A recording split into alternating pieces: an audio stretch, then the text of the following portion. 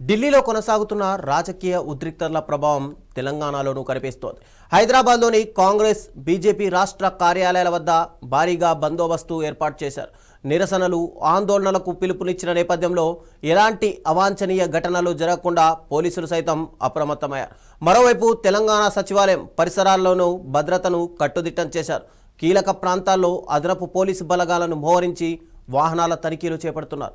ఇక రాష్ట్ర రాజకీయ పరిణామాల నేపథ్యంలో ఎలాంటి పరిస్థితినైనా సరే ఎదుర్కొనేందుకు పోలీసులు ముందస్తు చర్యలు చేపట్టగా హైదరాబాద్లో భద్రతా వాతావరణం ప్రస్తుతం హాట్ టాపిక్గా మారింది. ఇక ఇదే అంశానికి సంబంధించి మరింత సమాచారం మా బ్యూరో చీఫ్ రాజ్ కుమార్ అందిస్తారు.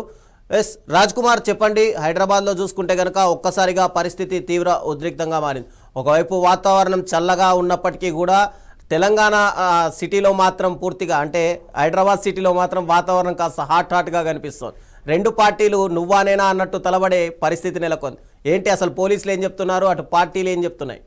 Right Ravichandra, good evening. మీరు అన్నట్టుగా వాతావరణం చల్లగా ఉంది, కానీ పరిస్థితులు మాత్రం చాలా వేడివేడిగా ఉన్నాయి. రెండు పార్టీల మధ్య, ముఖ్యంగా రెండు జాతీయ పార్టీల మధ్య ఈ యొక్క గొడవ జరుగుతూ ఉంది. మధ్యలో కాక్రోచ్ పార్టీ వచ్చింది. ఈ కాక్రోచ్ పార్టీ కారణంగా 3 నెలలుగా హీటు రోజు రోజుకు పెరుగుతుంది కానీ తగ్గట్లేదు.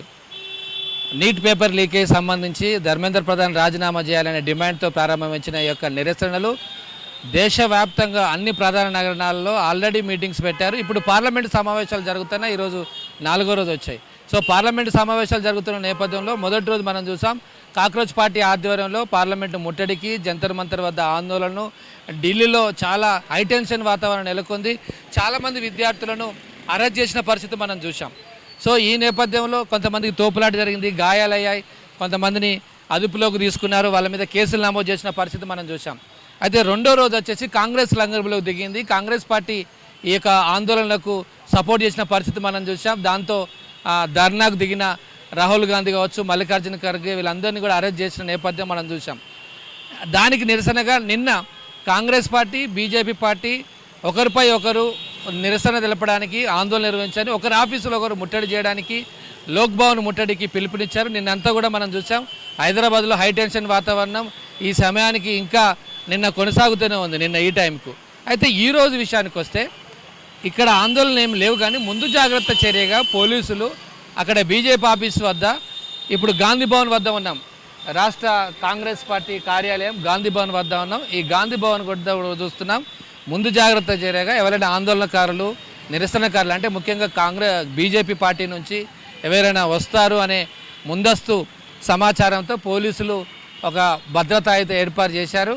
ఇది కొనసాగుతుంది. ఇంకా అక్కడ బీజేపీ దగ్గర కూడా 2-3 బెటాలియన్లు ఉన్నాయి. అక్కడ కూడా ఒక టీం భద్రత పర్యవేక్షణ చేస్తుంది.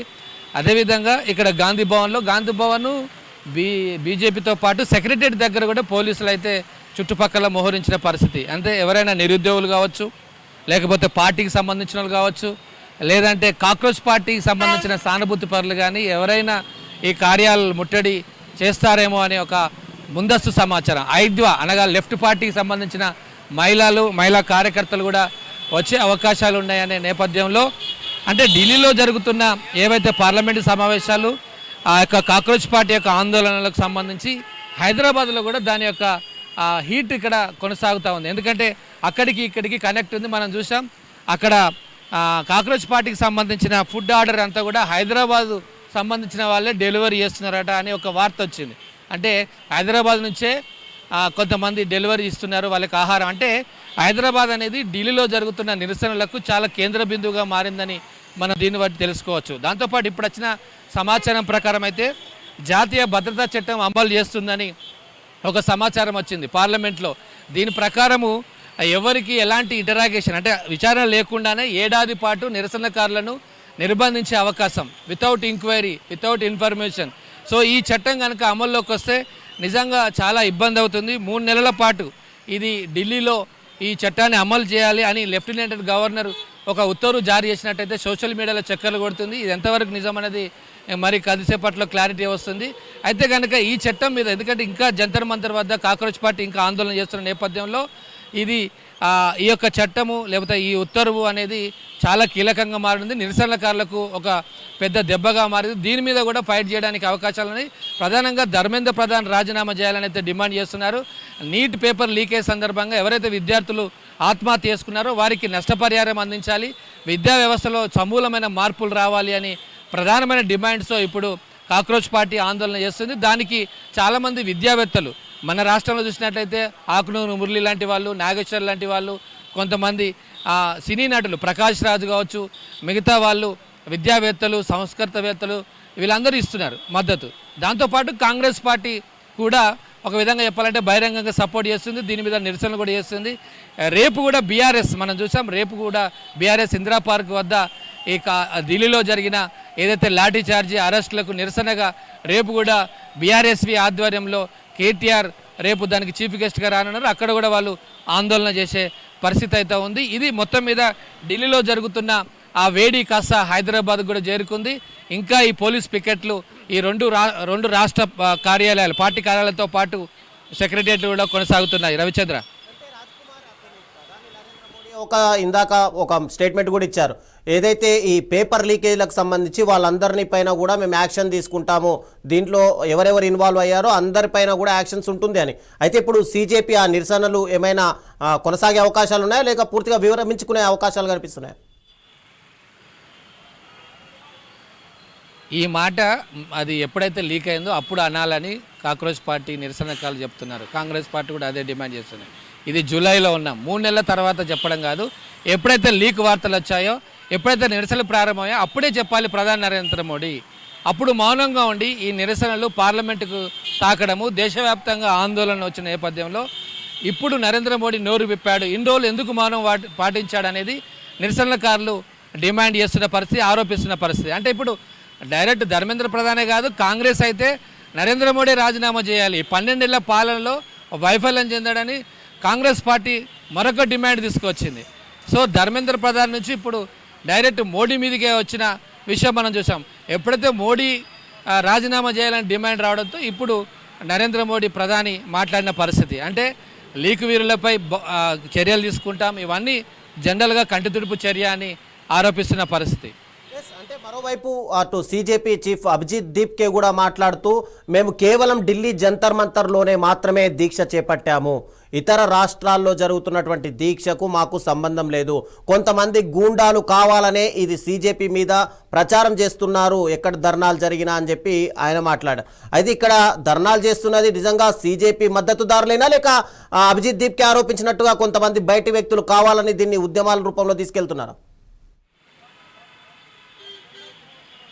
రైట్, అభిజిత్ కూడా ఆరోపణలు చేశాడు. నిన్న రాత్రి ఢిల్లీలో చాలా ఆందోళన జరిగింది. కొంతమంది నిరసనకారులు పోలీసుల మీద రాళ్ల దాడి చేశారు, కర్రలతో కొట్టారని ఒక వార్తలు వచ్చాయి.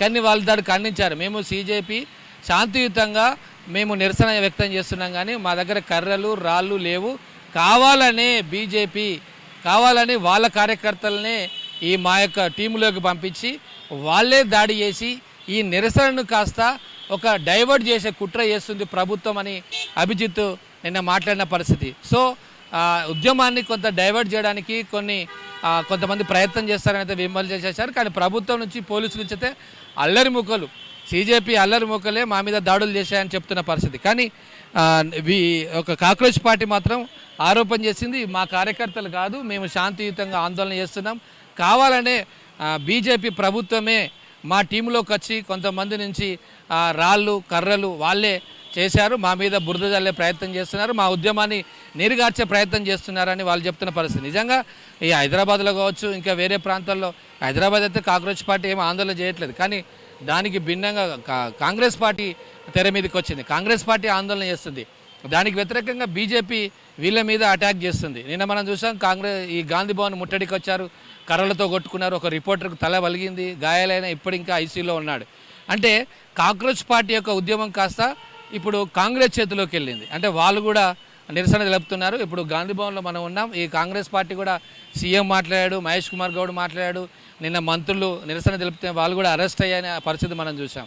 అంటే ఇది కాక్రోచ్ పార్టీకే కాదు, కాంగ్రెస్ పార్టీ ప్రధాన ప్రతిపక్షమైన, దేశంలోనే ప్రధాన ప్రతిపక్షమైన కాంగ్రెస్ పార్టీ కూడా ఇది టేకప్ చేసింది.